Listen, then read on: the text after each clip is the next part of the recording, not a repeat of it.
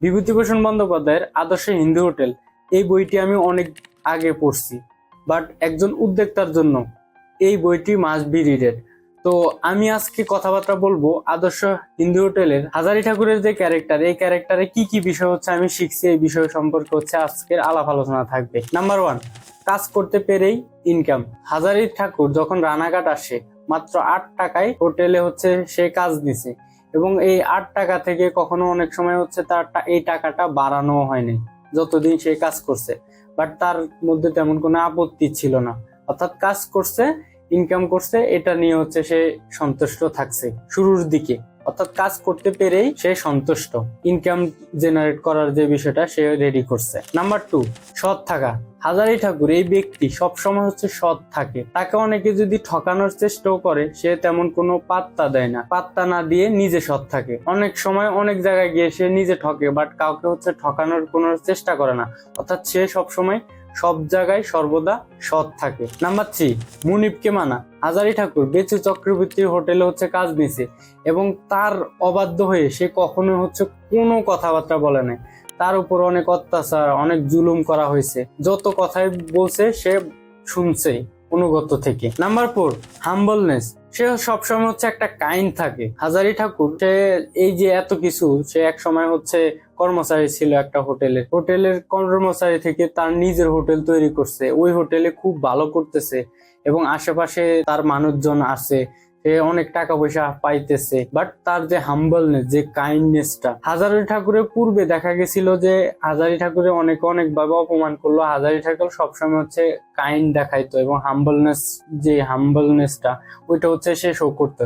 Even though হচ্ছে সে এক সময় যখন বেচু চক্রবর্তীকে হোটেলে আনে, এটাই কিন্তু তার কাইন্ডনেস বা হাম্বলনেসের সবচাইতে বড় প্রমাণ। নাম্বার 5, পেছন ফিরে দেখা এবং রিটার্ন দেওয়া। যারা উপকার করছে তাদেরকে রিটার্ন দেওয়া। এই 3জন ব্যক্তি, বিশেষ করে যে মাস্টারের মেয়ে কুসুম এবং অচ্ছি, অপরিচিত বৌদি, এই 3জন ব্যক্তি তাকে কিন্তু ফান্ডিং দিয়ে শুরু করছে, এবং ফান্ডিং এর যে রিটার্নটা এটা কিন্তু সে দিছে। দেখা গেছে যে পরিমাণ টাকা দিছে ওই অনুযায়ী লাভ্যাংশ কিন্তু সে ভাগ করে দিছে হোটেল থেকেই। তখন তো আপনি উপকার যে করবে তাকে যে রিটার্ন দেওয়া, এইটা কিন্তু এই হাজারি ঠাকুরের ক্যারেক্টারের মধ্যে চলে আসে, এবং সে সবসময় পিছন ফিরেও দেখে যে পিছনে কে কি করলো তার জন্য।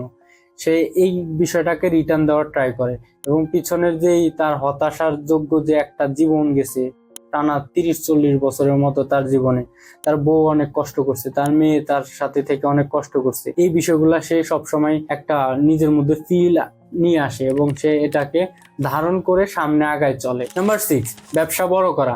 হাজারি ঠাকুর যখন রানাঘাটে একটা রেস্টুরেন্ট দিছে, একটা হোটেল দেওয়ার পর সে কিছুদিন পরে কিন্তু তার রেল গেটে আরেকটা হোটেল দেওয়ার সুযোগ আসে, এবং সেটা কিন্তু সে মিস করে নাই। একটু কষ্ট সত্ত্বেও সে কি করছে, রেল স্টেশনে হচ্ছে সে আবার আরেকটা হোটেল তৈরি করছে, এবং দেখা গেছে যে ওই হোটেলটা তৈরি করাতে তার ব্যবসা আরো বড় হওয়া শুরু হয়েছে। নাম্বার 7, শেখার জন্য কাজ করা।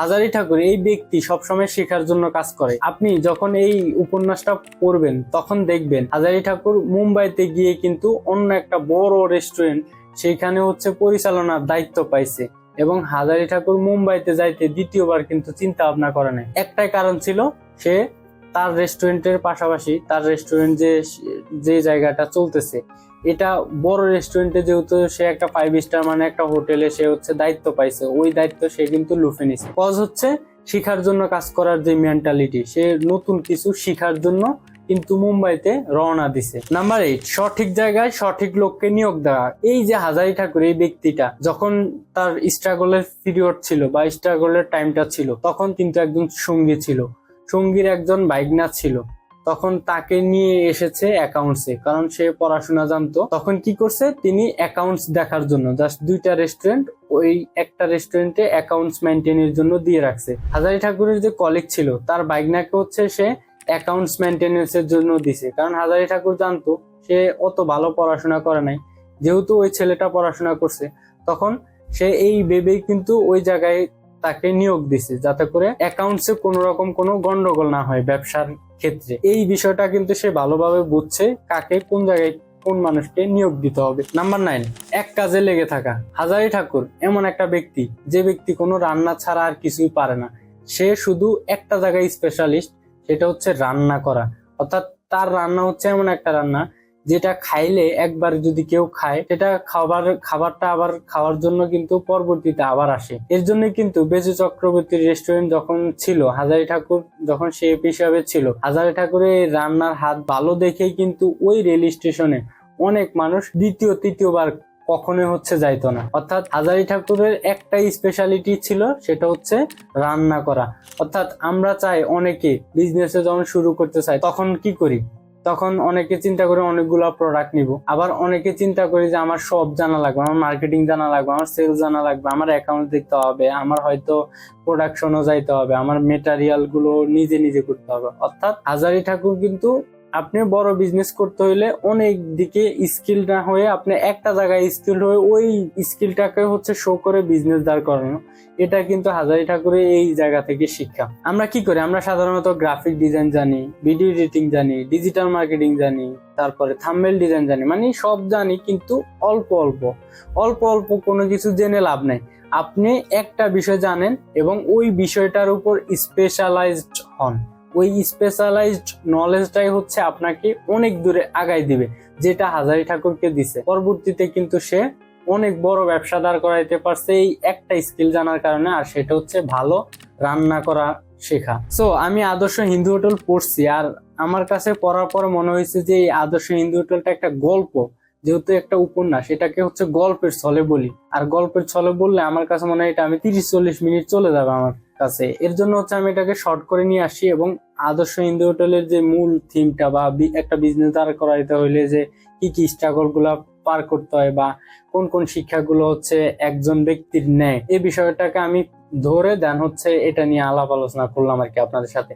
বাট আমারও ইচ্ছা আছে কখনো না কখনো হয়তো এই আদর্শ হিন্দু হোটেলের স্টোরি টেলিং বেজ আর কি, এই বইটার ডিটেল গল্পের ছলে হয়তো কখনো না কখনো বলা হবে। এই বইটা আমার খুবই পছন্দের, আর আমার সব সময় মনে হয় বিভূতিভূষণ বন্দ্যোপাধ্যায় একজন লেখক হয়ে তার মাথার মধ্যে বিজনেস রিলেটেড এত আইডিয়া কিভাবে আসলো।